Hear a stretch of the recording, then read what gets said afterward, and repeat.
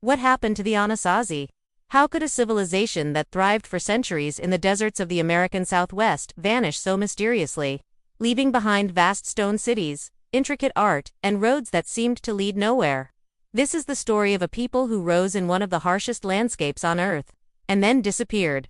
Let's begin nearly 2,000 years ago. Long before Europeans arrived in North America, the ancestors of the Pueblo peoples built remarkable communities across what is today Colorado, Utah, Arizona, and New Mexico.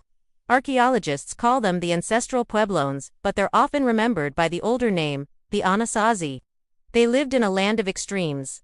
Scorching summers, freezing winters, and endless miles of desert and canyon. And yet, they turned this arid world into a place of abundance.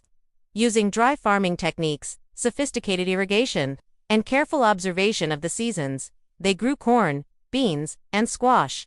The three staples of life.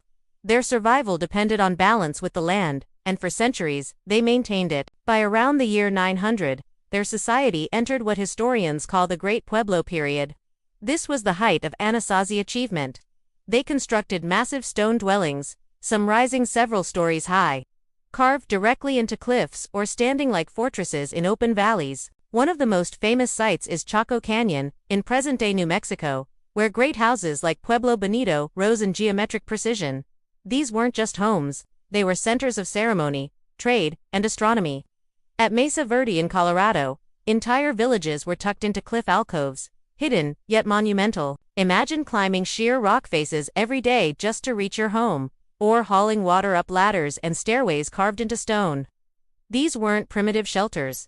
They were architectural marvels designed to endure. The Anasazi also built an extraordinary network of roads.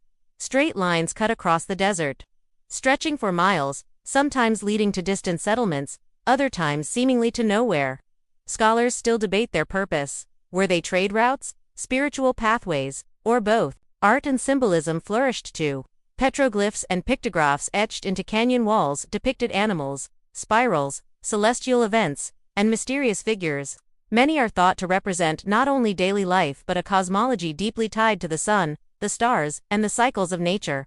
But around the late 1200s, something changed. Across the Southwest, communities that had thrived for centuries began to abandon their homes. Chaco Canyon was left behind. The great cliff dwellings of Mesa Verde were emptied. The question is, why? Archaeologists have explored multiple theories. One of the most compelling is climate tree ring data shows that the late 13th century brought a severe and prolonged drought, one of the harshest in the region's history. Crops failed, food became scarce, and survival in the high desert grew increasingly difficult. But drought alone may not tell the whole story. There is evidence of social conflict as well. Excavations reveal signs of defensive architecture. Villages built on mesas or inaccessible cliffs. As if people were seeking protection. Some sites show burned structures and possible evidence of violent encounters. Scarcity of resources may have led to tensions within and between communities. There are also signs of deep cultural transformation. As the great centers emptied, smaller, more dispersed communities appeared in the Rio Grande Valley and other regions. Many archaeologists believe the Anasazi didn't disappear at all. They migrated, integrating into the ancestors of today, Pueblo tribes such as the Hopi and Zuni. In this view, the story isn't one of extinction, but of adaptation and survival. Still, the mystery endures because the departure was so dramatic. Imagine entire cities abandoned, great houses left silent, cliff dwellings emptied almost overnight in historical terms. To later Europeans, it looked like a civilization that had vanished into thin air. But to the descendants of the ancestral Puebloans, the story is different. Oral traditions tell of journeys, of migrations guided by spiritual visions, of a people who moved because the land demanded it. For them, the disappearance wasn't an ending, but part of a cycle, a movement toward new homes, new beginnings.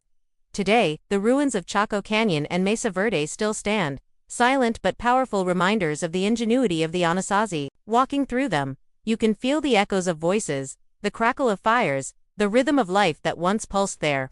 The carved stone, the petroglyphs, the pottery, all speak to a civilization that was anything but lost.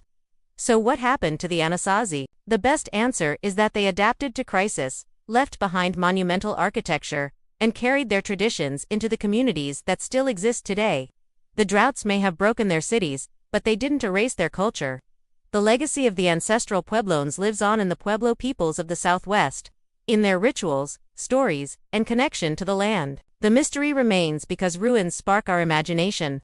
Abandoned cities make us wonder about collapse, resilience, and survival. And perhaps, in asking what happened to the Anasazi, we're really asking a question about ourselves. How do societies endure in the face of crisis? What choices will we make when the land and climate challenge us? The stones of the Southwest still hold their silence, but if we listen carefully, through archaeology, through oral traditions, and through reflection, we might hear an answer whispered by the desert winds.